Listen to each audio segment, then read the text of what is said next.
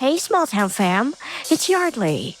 How are you guys? I'm so happy you're here with me. We have an amazing case for you today, which has all the elements of why we love true crime. In this episode, returning guest retired detective Aaron is tasked with solving a decades-old rape and murder. I was surprised to hear Aaron say along the way that he often, if not always, promises the families of murder victims that he will solve the crime. I mean, there are so many variables in any investigation, even more when it comes to cold cases, but that's what Aaron tells this victim's family, and he delivers. However, before that collective sigh of relief, you, my friends, you're going to gasp, you're going to rail at the device you're listening on today because this story is rife with missed opportunities. I'm talking about the victim herself trying to flag people down in the middle of the road, begging for help, and people driving around her, to the justice system, basically giving the suspect a slap on the wrist the first time he's caught committing a violent sexual assault. You know, women are often the ones on the receiving end in these horrible stories, and I think that's part of the reason why we make up the majority of true crime listeners, because when we hear a story like this and all the things that went wrong before they went right, it's hard not to think, God, that could have been me. Here is No One Called. Hi there, I'm Yardley. I'm Dan. I'm Dave. And I'm Paul. And this is Small Town Dicks. Dave and I are identical twins. And retired detectives from small town USA. And I'm a veteran cold case investigator who helped catch the Golden State Killer using a revolutionary DNA tool. Between the three of us, we've investigated thousands of crimes, from petty theft to sexual assault, child abuse to murder. Each case we cover is told by the detective who investigated it, offering a rare, personal account of how they solved the crime. Names, places, and certain details have been changed to protect the privacy of victims and their families. And although we're aware that some of our listeners may be familiar with these cases, we ask you to please join us in continuing to protect the true identities of those involved out of respect for what they've been through. Thank you.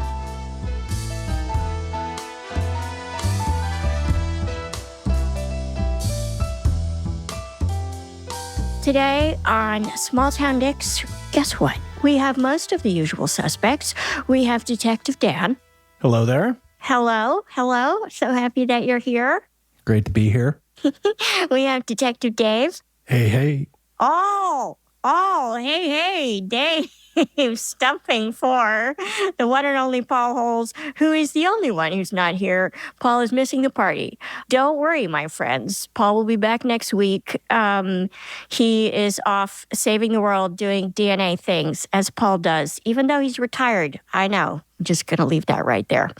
But we're so very lucky because we have fan favorite retired detective Aaron on the microphone with us today. Hey, guys. Hey, Aaron. For our longtime listeners, not even that long, if you've been listening for the last couple of seasons, Aaron's given us a couple of cases. He's the most wonderful storyteller, and obviously, because he's on this podcast, his work is top-notch. And so, Aaron, it's always a delight to visit with you again. Thank you, Yardley. I appreciate being here. Thank you. And Aaron, let's promote your own podcast because it's great and people should know about it. Yeah, great. Thanks. So I've got my own podcast. It's called Murders to Music. It can be found on any streaming platform. And it is a podcast that talks about life.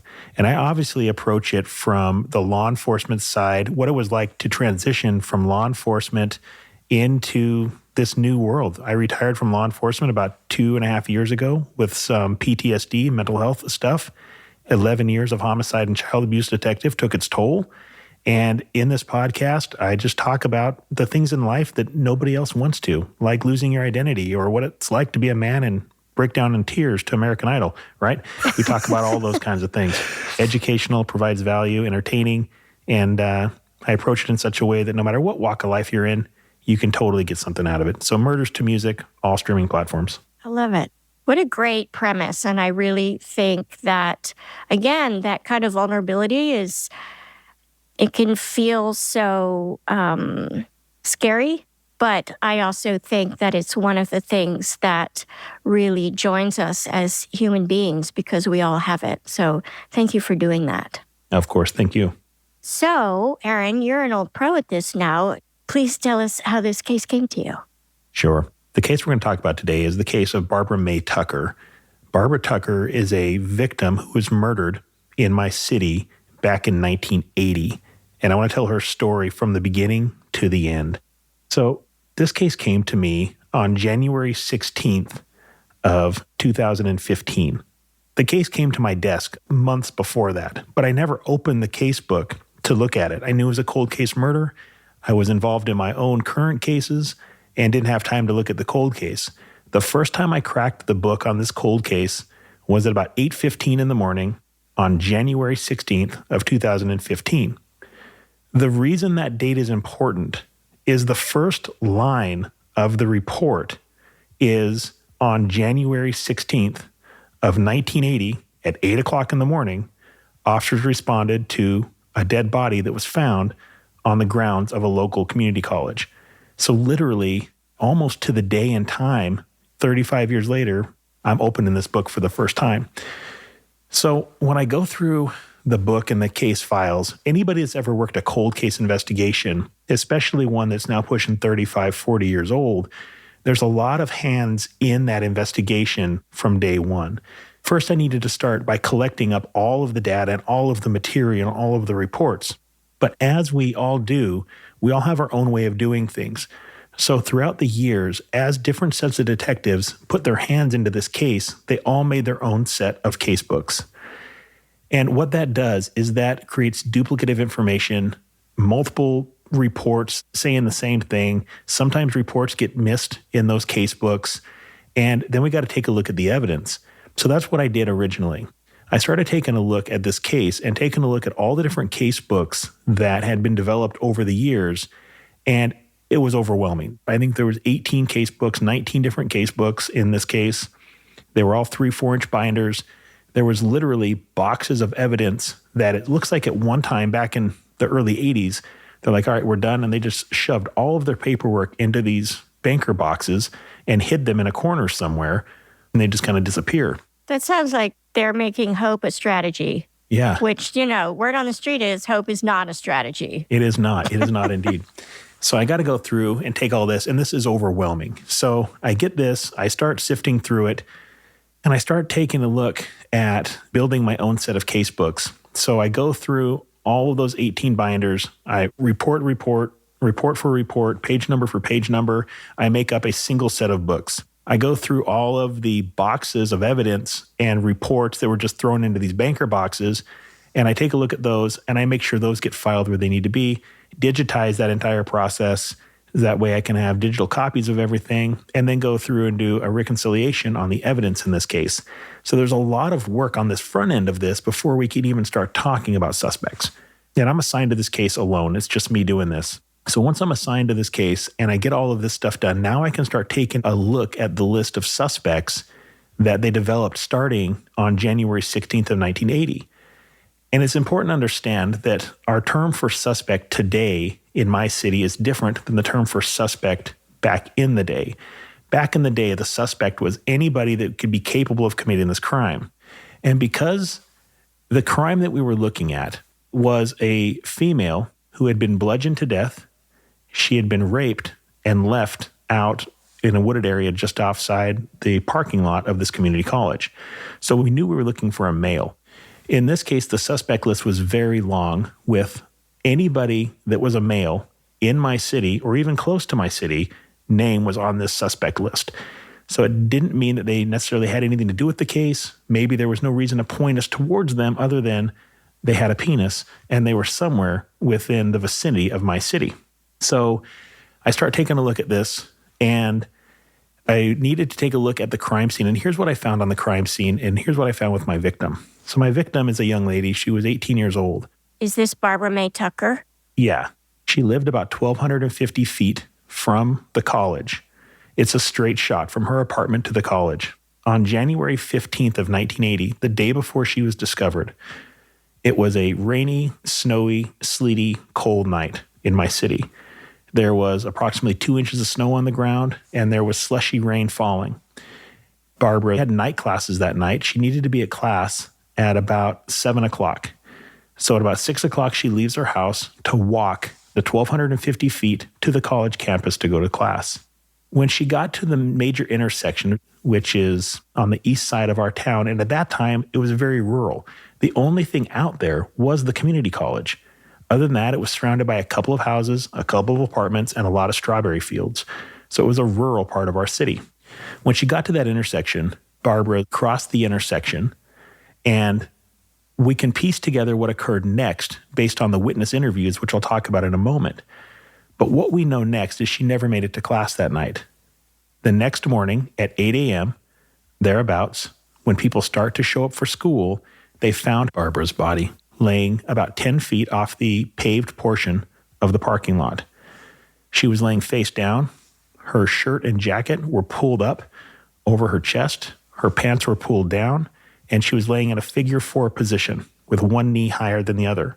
Her pants were pulled down around her ankles, and one leg was out of the pants. Her shoe had been pulled through the pant leg, and the pants were remaining on that other leg. When officers responded to this, by the time they got there, they found the victim, and they found that somebody had taken a pink towel, like a hand towel, and covered up Barbara's buttocks. And they did that to preserve the victim's dignity, was their idea. You got to understand that finding Barbara in this position, and you're dealing with anybody, but in this case, young kids, they were embarrassed, and they wanted to do something to try to preserve her final moments. So they put a pink towel over her buttocks. That pink towel will come into play down the road. What you're saying is that you don't think the suspect put the pink towel on Barbara's buttocks. You think people who found her were like, oh God, we have to do something. That is correct, yeah. And we've actually spoken to the people who put the pink towel there. One of the teachers who arrived first just shocked her conscience to see what she was seeing, and she went to her car, got a pink towel, handed it to a student, and the student went and placed it on the victim's buttocks. And that means also that Barbara was lying face down? She was face down in a figure 4 position with one knee higher than the other. Again, pants pulled down, shirt pulled up, obvious signs of a sexual assault. So when we start taking a look at the victim had been bludgeoned to death on her head. Significant injuries to her head, crushing injuries to the bones and structures of her head, lacerations and cuts. The lacerations didn't look like lacerations from a knife, rather skin splitting because of the impact with a hard object. So Barbara was taken to the medical examiner's office and an autopsy was performed. Now, in 1980, DNA was not something that we were looking at when it came to collecting physical evidence. But in this case, during the autopsy process, a couple of things were noted. There was some discharge and fluid that they collected during the sexual assault exam. At that time, they had no reason to necessarily collect it. They had no testing that could be done with it, but they collected it. And they went ahead and processed the rest of the body. And the method of death was bludgeon trauma and homicide. So that's what we know. So now, as the investigator taking this case over 35 years later, I'm looking through these autopsy reports and trying to put the pieces together. I start looking at that list of suspects and what can we do with the evidence we have. Well, in 1994 is about the time that DNA came onto the scene for criminal investigative purposes. So in 1994, that sample that was collected during the beginning of Barbara's autopsy was sent off to the Oregon State Crime Lab for analysis, and a DNA profile was formed and seminal fluid was detected. So we knew we had seminal fluid and we had a DNA. When we ran that DNA through our DNA database, we were unable to locate anybody with a match. And you have to understand that in 1994, this is a new process. Not everybody's getting entered. Not all the samples are getting entered. It's not 100% well-oiled machine. Things fall through the cracks. So as we continue to progress from 94 to 2015, when I take the case, This DNA continues to get checked against our CODIS database, and we continue to get negative results. We can't find anybody in the database with this DNA profile. So in 2015, we partnered with Parabon Labs. Well, about that time, two things happened. I continued to go out and check people off this list of probable suspects, and I would take a look at their criminal histories and take a look at what would make this guy a higher likelihood of a suspect than the next one. People with criminal histories, sexual assault, convictions, those types of things.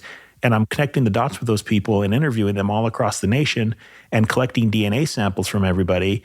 And each time I would compare that DNA sample back to our evidentiary standard and getting zero results. How long does that re-interviewing process take?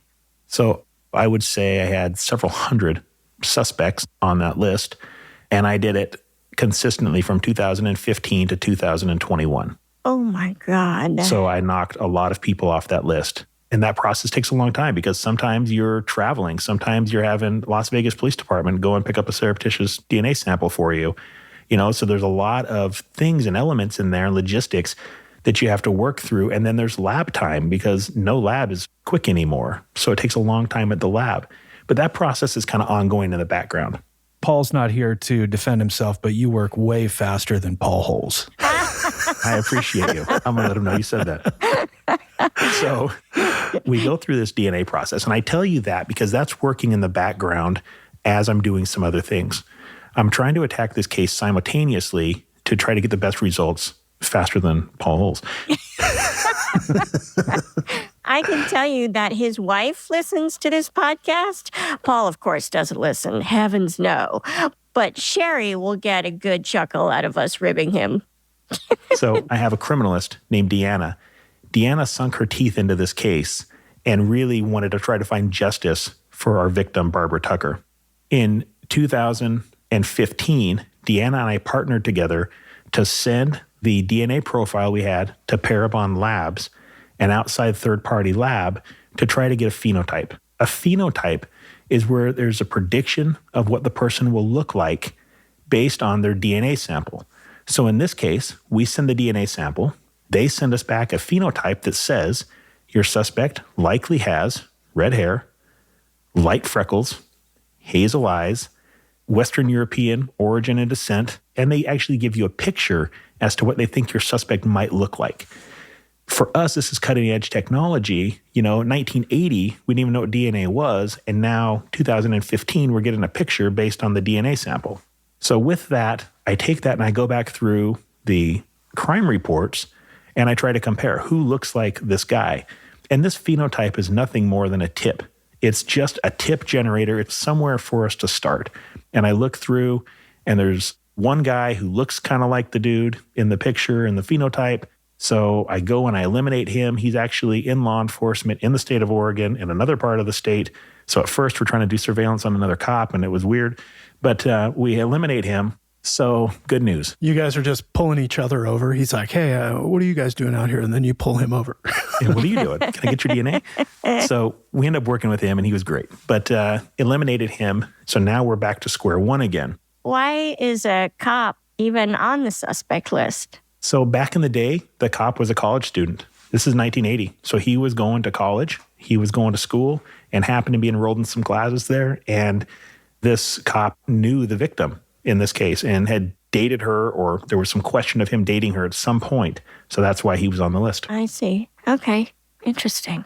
In our report writing for the agency that Dan and I work for, to get away from this, where you had these extensive lists of suspects, you have mentioned or contacted or witness and suspect and victim. And so we've gotten a little bit better about filtering how a person fits into a case. Yeah, Dave, thank you for that. I started to mention that earlier. Our ways of doing it today is different than yesterday.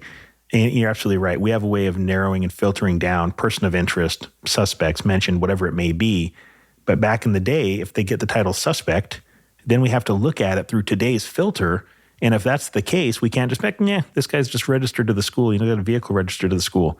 We actually have to check it out and eliminate that person. So yeah, it was a process for sure. Interesting. You know, the evolution of DNA is so significant, and what it's done is really made these investigations incredibly granular. What surprises me is that the note-taking has taken that long to evolve as well. Do you know what I mean? Like, you would think if you don't have a tool that's going to be able to zero in on somebody to the 1 trillionth degree, like DNA, that you would then take even more copious notes in terms of description, how they fit into the picture, all of the things to sort of do a little bit what DNA is able to do in a split second. Yeah, you're absolutely right. And I think that as we progress through law enforcement over the years, we learn from our mistakes. In 1980, a lot of these notes were literally pencil-written notes on a 3x5 card. Right. And it says, John Smith. And that's it. John Smith with a partial date of birth, suspect, and you're like, where the hell did this come from? So, we do things differently. We learn from our mistakes, but I'm sure that Dan and Dave can contest to even the people you work with today. Some of them take those same pencil notes on a piece of paper and you're like, what the hell were you guys thinking? How'd you even get up and get yourself dressed this morning? We have always said on this podcast, you are at the mercy of the detective assigned to your case. Absolutely, you are. Their competence, their effort, all that. Absolutely.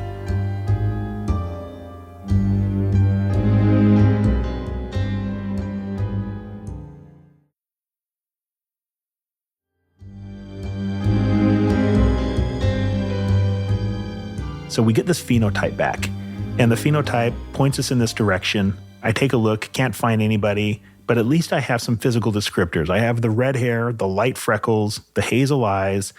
And when you start looking at the probabilities of people who have red hair, light amount of freckles, and hazel eyes, that really narrows down your pool because those aren't common characteristics or traits that, one person would have the combination of all of those. So as we start looking, we keep coming up with dead ends. So I partner with Parabon again, and now we're going to use genealogical DNA to try to narrow down who our suspect might be.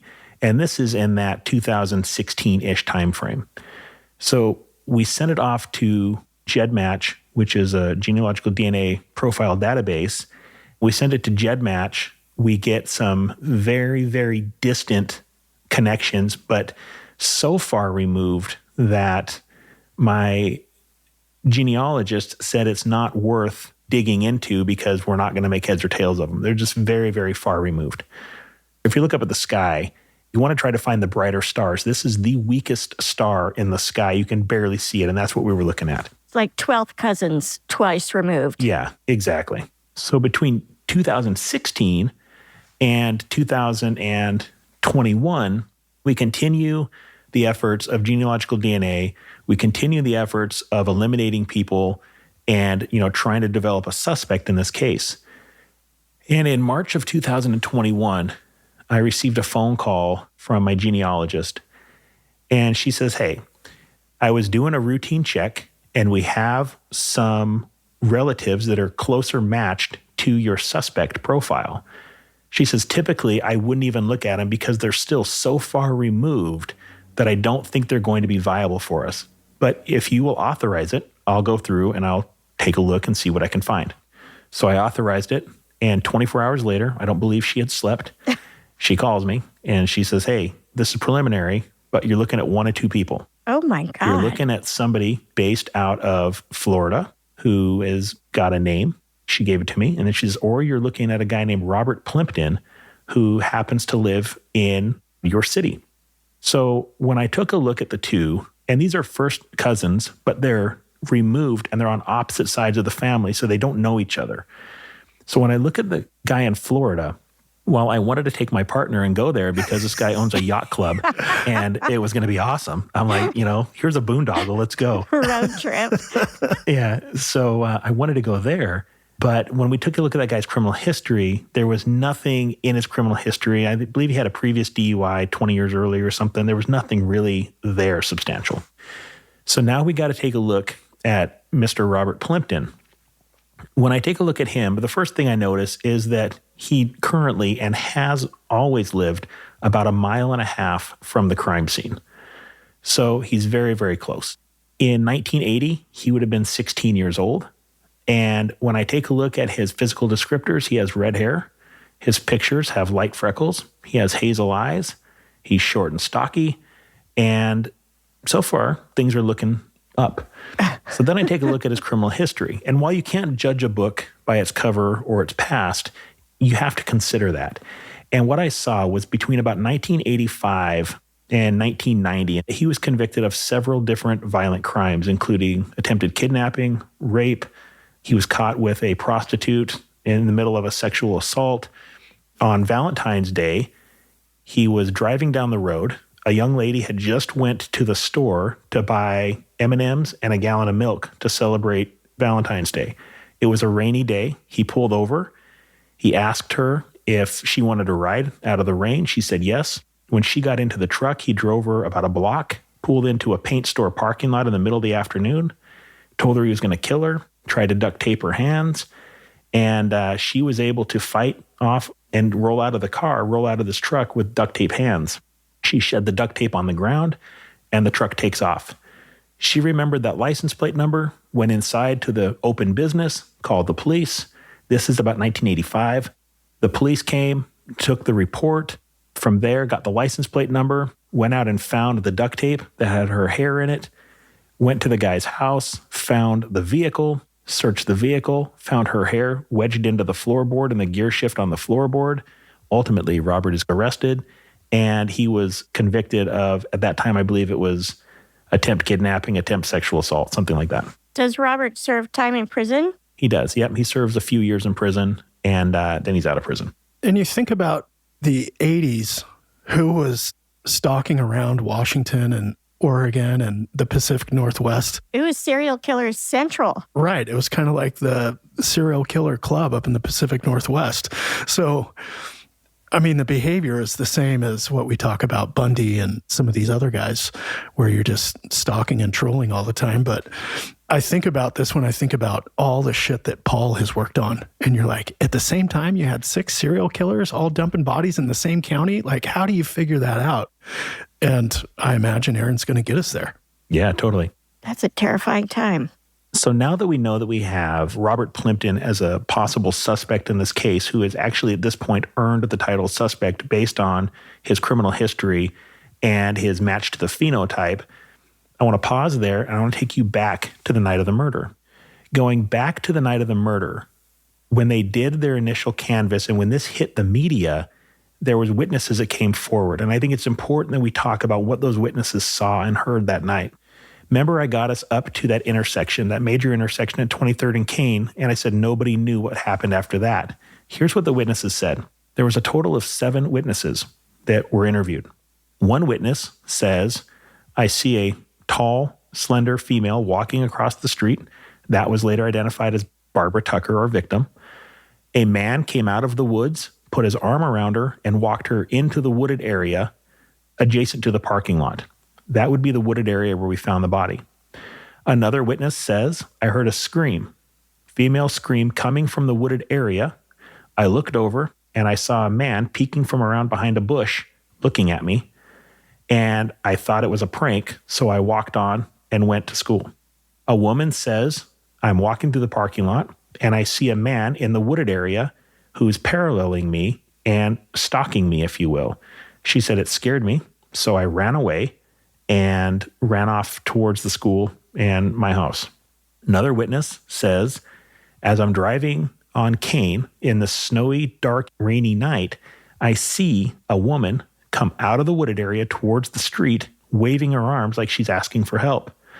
When the cars passed her, she actually jumped in front of a moving vehicle to try to get their attention. The car slammed on its brake and then drove away. We spoke to the driver of that car. The driver of that car says, I thought it was a prank. I thought kids were messing around, and I didn't think to do anything. Another witness says, I'm driving down the road, and a woman comes out of the woods. She's covered in blood and mud. She jumps in front of my car, waving her arms, and I thought it was a prank, so I drove around her and moved on. What the fuck? And then the next morning is when the students and teachers arrive and find Barbara deceased off the edge of the parking lot. So that is what we know that occurred on the evening of January 15th, into the early morning hours of January 16th of 1980. That is some of the stuff that we were looking at and investigating over the years as to why these witnesses didn't take action, why they didn't do anything. And ultimately, I was able to talk to all of these witnesses and to re-interview them. And at the end of the day, they all have terrible survivor's guilt. And they all thought that it was a prank or that somebody else was going to do something. And again, understanding that in 1980, we don't have cell phones. There's not payphones on every corner in rural city. You know, the strawberry field does not have a payphone for you to stop and call from. So everybody just moved on with their life. And 40 years later, during the trial process, this was very impactful and painful for these witnesses when they came back and testified for this case. This case it harkens back to the Kitty Genovese case that happened in New York, 64. The woman who's being murdered and she's screaming for help, and several witnesses watched this happen down on the street below, and they did nothing. And it's been labeled the bystander effect, where people don't intervene. It's one of the things that my FTO tried to coach out of me, saying, hey, if something seems off, your job as a cop is to investigate. Don't try to justify it with some circular thinking or whatever, like, oh, I can explain that away. No, your job is to get out of your car and go check it out. Yeah, totally. It's sad. It's just sad. I think we're all frustrated, but it is one of the dynamics that you deal with in these investigations. People don't want to get involved, or they think it's a prank, or they don't have time to deal with that because they're late to class or they're late getting home. And we talk about it on the podcast a lot. Like, if the hair on your neck is standing up, it's time to start listening. Like, if something happens that is so out of the ordinary, at least take a moment to consider. You don't have to stay in the same place, but get an observation point and check it out. Like, it could be a big deal. I said several witnesses. I just looked it up. 38 witnesses. In the Genovese murder? Yes. Wow. Holy shit. And it was a series of attacks. At some point, the attacker runs off, but nobody goes to help Kitty. The attacker comes back and repeats this a couple times and finally murders her. Wow. It's brutal. There's a documentary on it that's interesting and infuriating. So I'm going to go back to that pink towel that was covering Barbara's buttocks. In 2019, during the evidence review, we determined that that towel had never been sent off to the lab for seminal fluid or DNA or anything like that. So we sent the pink towel off to the lab, and the pink towel, a couple things about it. There were some crusties on it. And when I say crusties, I want you to picture maybe whiteout or a light paint, kind of a crusty on the fabric. It's stuck to it. It's hard. It won't really chip off. And then there was some discoloring and staining on this pink towel as well. And this is what we saw in 2019 when we took a look at it. In 2019, we got a lab report back saying that seminal fluid was detected on the towel, and the seminal fluid, the DNA profile, matched that of the DNA that was collected during the autopsy from 1980. So now we have two sources of information. We have the DNA from inside the vaginal vault, and we have DNA from exterior on top of the buttocks. That is going to come in very important down the road during this trial process.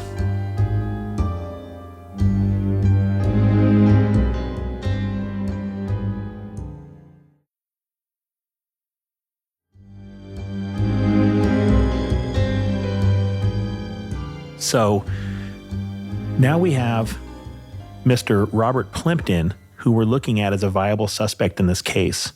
And we need to be able to get a DNA profile from Mr. Plimpton to truly recognize and understand if he is going to be the contributor and the murder suspect in this case. But we take a look at Mr. Plimpton, and Mr. Plimpton is now living a normal life. Robert spent years working in the logging industry. In his most recent years, he drives a repo tow truck, and he drives a riverboat on the Columbia River in Portland, and it is a tourist jet boat. So all the tourists get on and they drive fast and spin circles. That's what he's doing as a real life adult. We have his wife who actually works in the law enforcement field in the records division. They've been married 25 years. He has a nice house and a nice neighborhood and a nice yard, coaches at the local wrestling club. He's got a lot of things going for him that don't make him look like a killer from 1980, but you can never really tell. So I conduct several rounds of surveillance on him, trying to collect a surreptitious DNA sample, all of which fell short. So I put a team together and we followed him around on a bicycle ride one day. And Mr. Plimpton leaves his house on a bicycle, and within a mile or so, his right hand goes into his front right pocket, goes to his mouth, and he is chewing gum at this point. He chews gum on his 5 or 6 mile bike ride, and at some point he stops to overlook the Sandy River and just kind of gaze out over the Sandy River. That's the name of a river? It is, yeah. The Sandy River is just east of the Portland metropolitan area.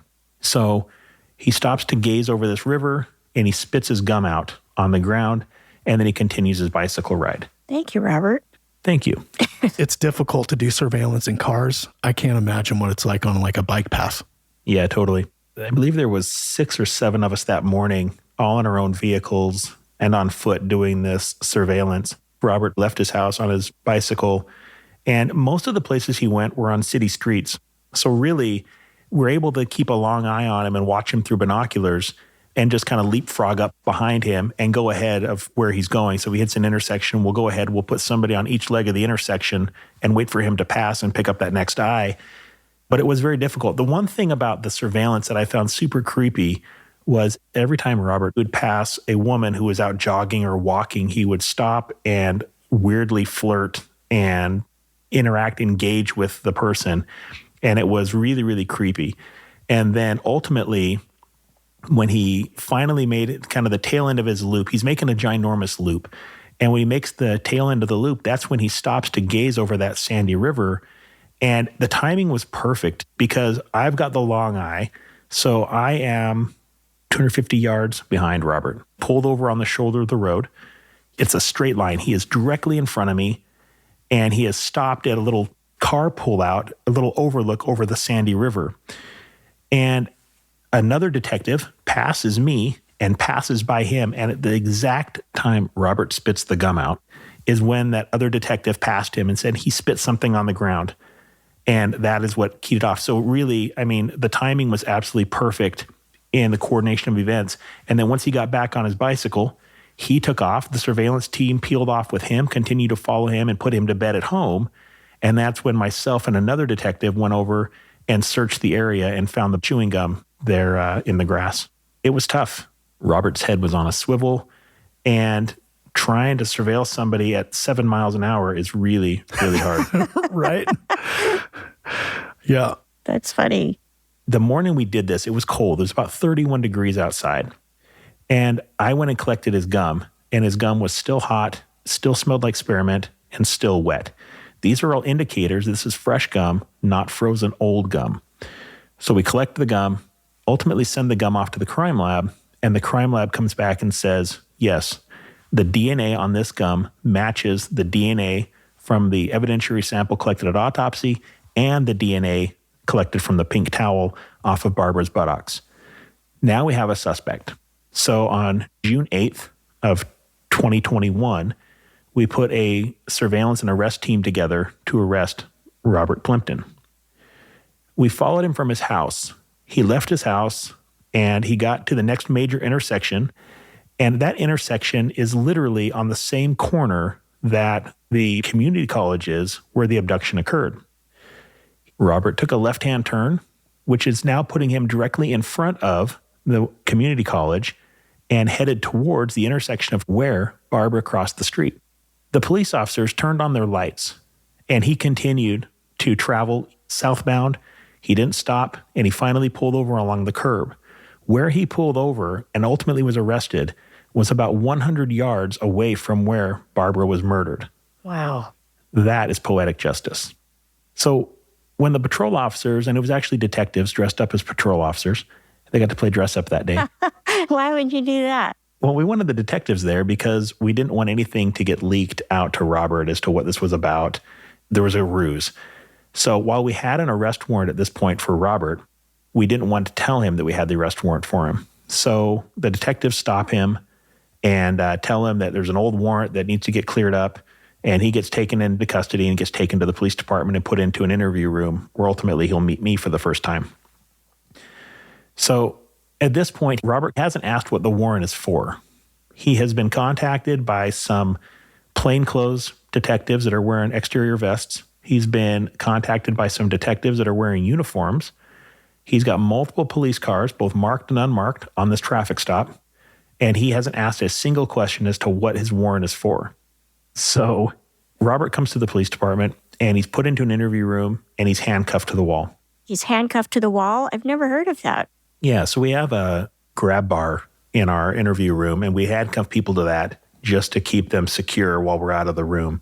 Our tables in our room, our chairs in our room are not bolted down, and we have a large plate glass window there. So to keep them safe, to keep us safe, we handcuff them to the wall. And then once we're in for that interview, we unhandcuff the suspects, in this case, Mr. Robert Plimpton, and then we can conduct our interview there. Or if things get froggy in there, we handcuff them to the wall, and that way we at least have a little bit of them controlled. Right. So I'm set up to do the interview. So I go in and I do the interview. I unhandcuff Robert from the wall and I introduce myself to him.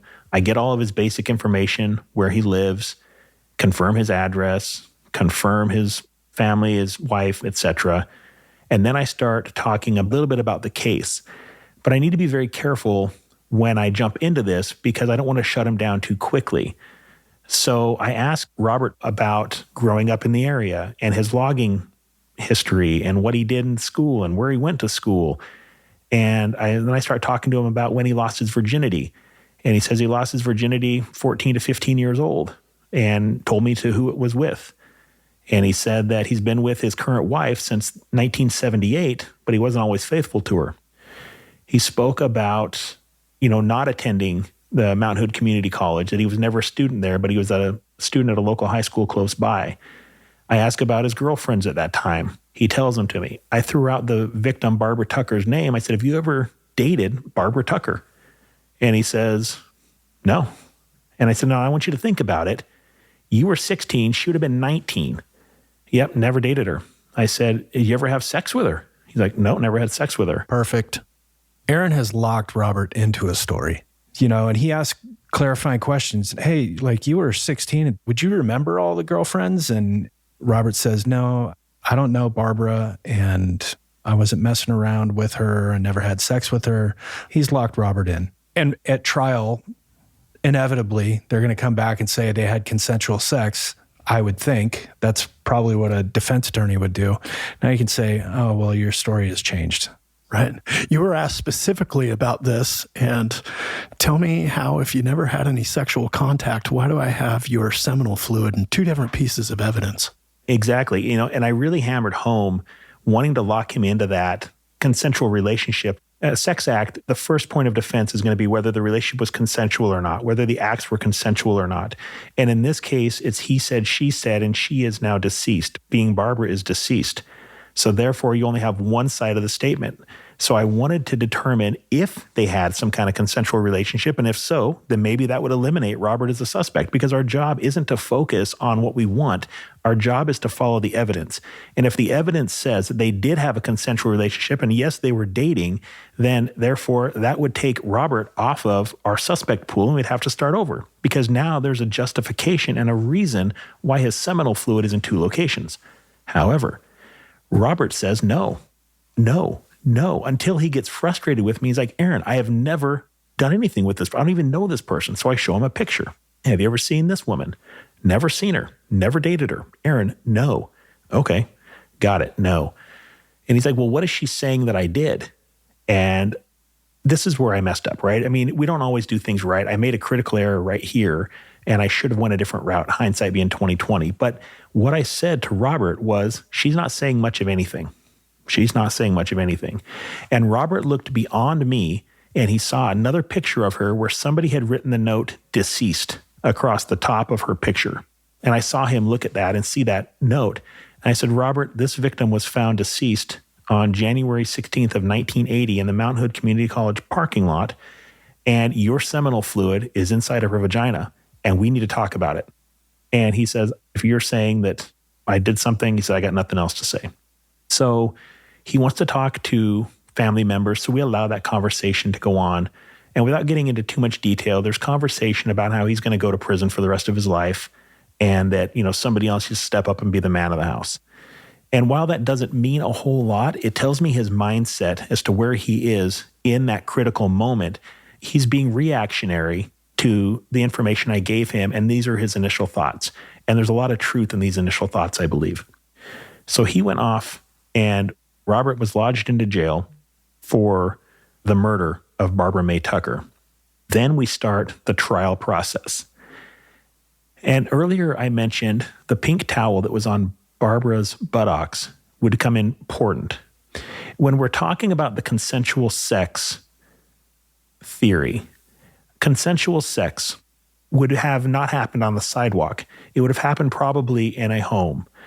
Any woman out there, I'm not a woman, but I can draw the conclusion in my mind, if there's seminal fluid deposited inside, over time could potentially leak out and would be found on the underwear.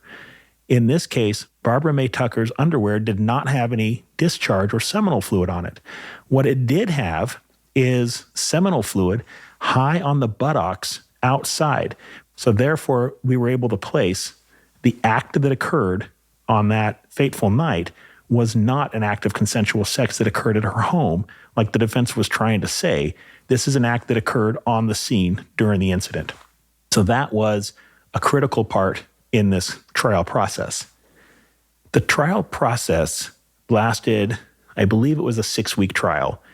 I was on the stand for, I want to say 19 hours. The defense attorneys in this case, I have zero love for. The defense attorneys in this case are a father-son duo, and they are absolutely, in my opinion, unethical. They make stuff up. They create lies. And it was a very, very tough trial for everybody involved. A lot of victim blaming, a lot of pain and suffering that didn't need to happen on behalf of the family that was witnessing this trial.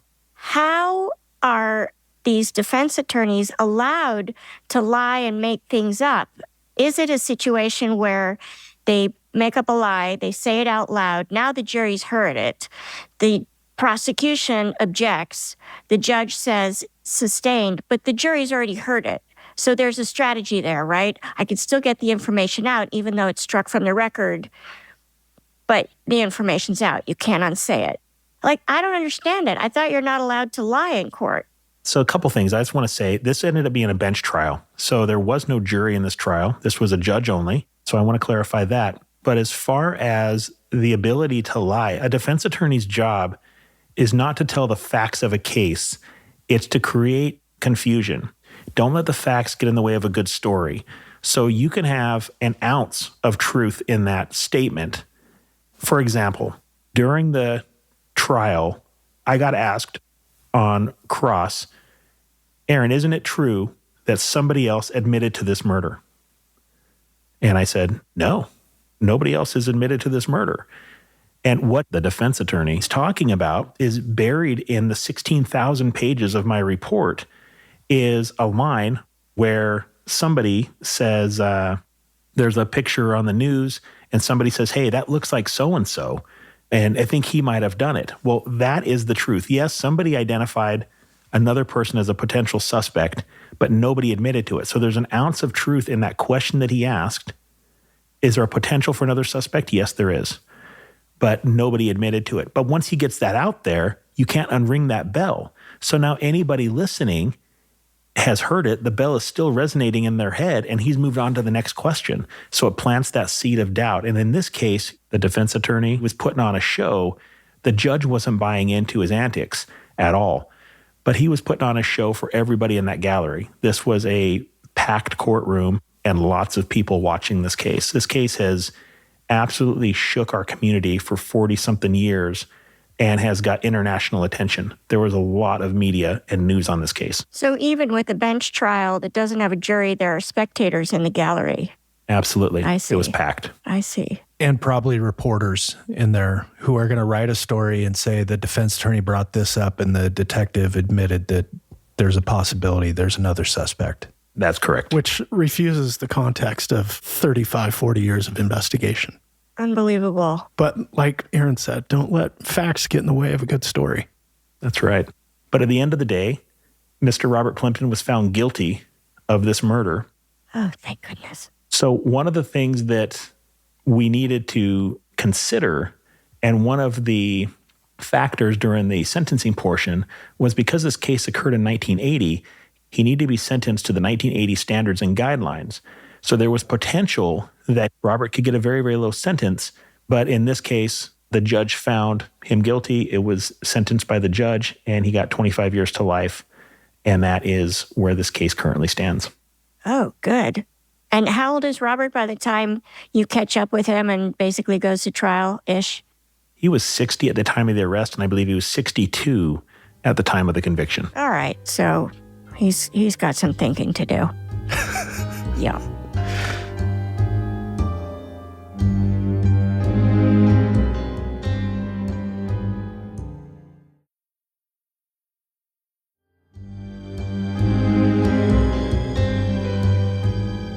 What's it like to break the news to Barbara's family about solving the case? There's no other moment in my career like that. So after we arrested him that night, we sent him to jail. Robert's going off to booking about 8 o'clock.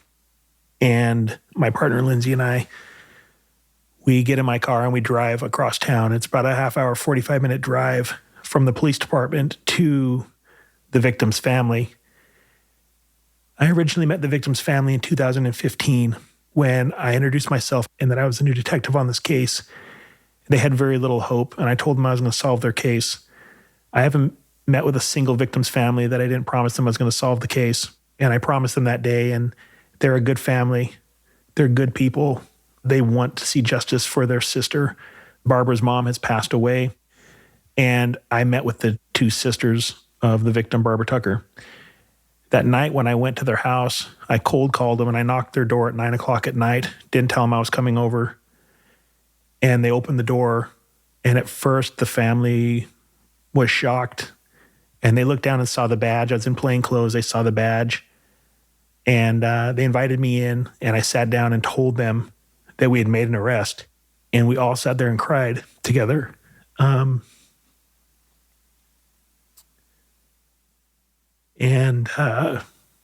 The next day I came back and we did a news conference, and I'm on the news crying. And, you know, at some point it's a way to humanize the badge, right? But it's not intentional. It was the most impactful moment of my entire career. And I've solved lots of murders and lots of bad cases and brought justice to people. This was the most impactful moment of my entire career. And to sit there with that family, ultimately strangers, and we are all crying and holding each other and just thanking God for justice. It was a moment I'll never forget. I'm glad you got that moment. Really glad. Me too. You know, 35 years of asking what happened and why and who, all that. I mean, think of the sleepless nights in that family, not to mention the detectives who are working it early on. It doesn't just impact a couple of people. It hits dozens of people. And when we made the arrest, it was 41 years, 42 years to the conviction, I believe. Wow. Aaron, do you think that Robert's motive was this was a crime of opportunity? He's a violent offender, but he's also only 16 when Robert encounters Barbara, which is really young. And he just saw this young woman walking across the street and was like, I'm going to give it a try. So in speaking with some of Robert's family, we learned that prior to this, that he was abusive to animals, killed animals, fire starting, a lot of the stuff that we see in the traits of serial killers. So I do believe that this case was a crime of opportunity with Barbara Tucker. However, I think that the predisposition for this crime occurred long before the night of January 15th of 1980. There was writing on the wall, and it went unchecked. And this was the first that we know of time that he struck out on a victim. Right. Yeah, I'm thinking about most police officers have a couple in their archive of where you come out of an interview with like a 12, 13, 14, 15-year-old, and everyone goes, how'd that go? And other detectives are asking you, you go, that's a budding serial killer, or that is straight evil. That kid is evil. I know it. Yeah. And it's hard for people to think, well, that's just a kid. And you're like, well, I fucking know evil. When I look at evil, I just talk to it. I know what evil is. It's hard to get over that hump of looking at a kid and us seeing a fucking hardened criminal or somebody who's capable of it.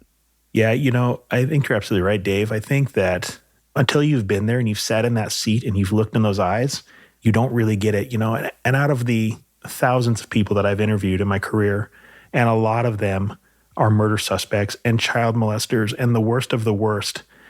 Out of all of them, Dave, I would say that a handful to me would represent true evil.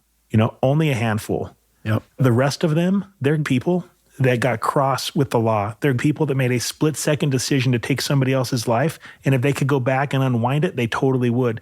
That true evil, for me, is reduced to a handful of individuals, and Robert Plimpton is one of those people. Yep. And I agree. There's only a handful of true fucking evil in my career, but you know it when you see it. Absolutely. I'm thinking about Robert and the psychology of Robert, that he never really moved away from where this crime occurred, and where you first encounter Robert the day he's arrested. You wonder how many times, did Robert ever pull into that parking lot and park right there where it happened? And it's too bad that Robert didn't want to talk anymore. These are all these questions that you ask, I wish I could just creep inside his mind. Give me everything, Robert. Tell me how this case has lived with you for all this time. Yeah. Or did you notice all these witnesses the night of the murder who were tracking you? A witness who says, I noticed this creepy guy in the wood line kind of paralleling me. Those types of things, he's aware of all that because he's dialed into everything. He's chosen where he wants to grab a victim. So I have the same questions as Dan. It's that insightful stuff, like what were you thinking at this moment, or what were you seeing as opposed to what the victims were seeing from you? That kind of stuff really fascinates me, which is why I like talking to Paul Holes and folks like that, because they just have this depth of understanding of that. But also, it's great insight for further investigations, right? You go, well, I remember I investigated this guy, Robert, and his reasons were this. And maybe some thread of that leads to the conclusion of a different case down the line. Patterns, right? Yes. Yep.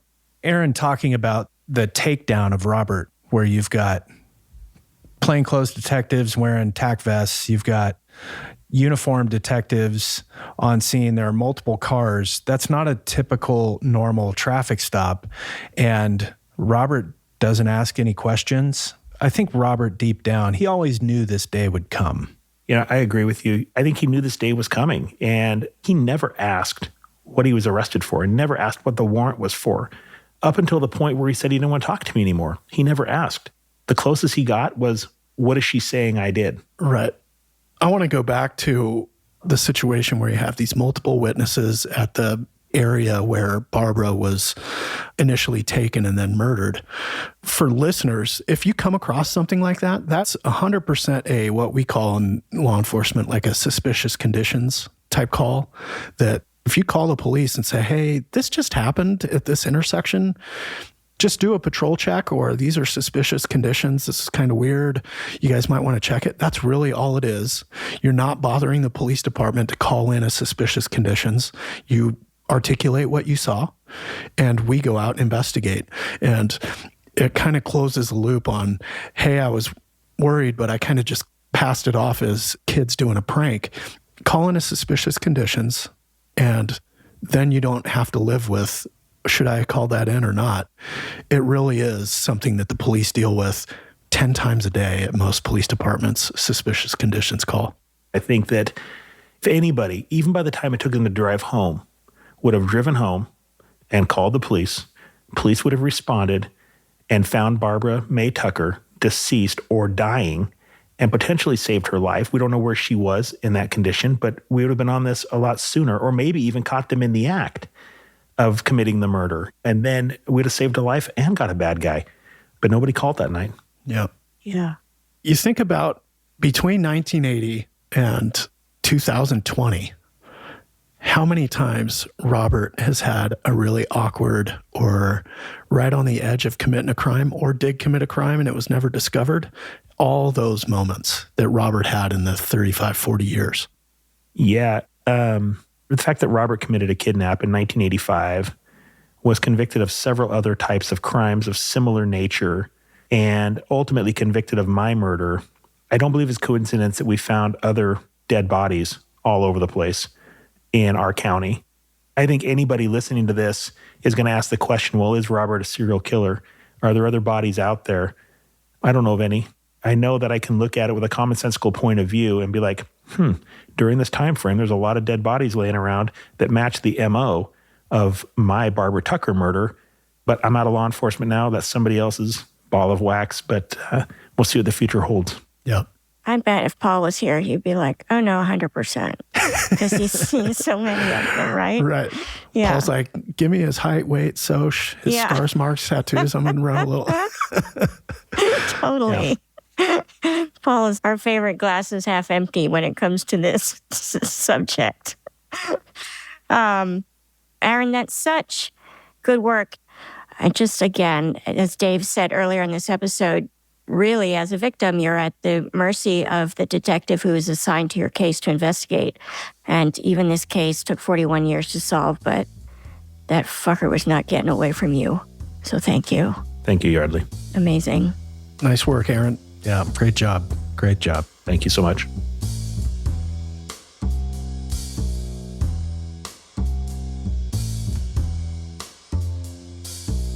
Small Town Dicks was created by Detectives Dan and Dave. The podcast is produced by Jessica Halstead and me, Yardley Smith. Our senior editor is Soren Bajan, and our editor is Christina Bracamontes. Our associate producers are the real Nick Smitty and Aaron Gaynor. Logan Heftel is our production manager. Our books are cooked and cats wrangled by Ben Cornwell. And our social media maven is Monica Scott. It would make our day if you became a member of our small town fam by following us on Facebook, Instagram, and YouTube at Small Town Dicks. We love hearing from you. Oh, our groovy theme song was composed by John Forrest. Also, if you'd like to support the making of this podcast, go to smalltowndicks.com/superfam and hit that little join button. There, for a small subscription fee, you'll find exclusive content you can't get anywhere else. The transcripts of this podcast are thanks to Speech Docs, and they can be found on our website, smalltowndicks.com. Thank you, Speech Docs, for this wonderful service. Small Town Dicks is an Audio 99 production. Small Town fam, thanks for listening. Nobody is better than you.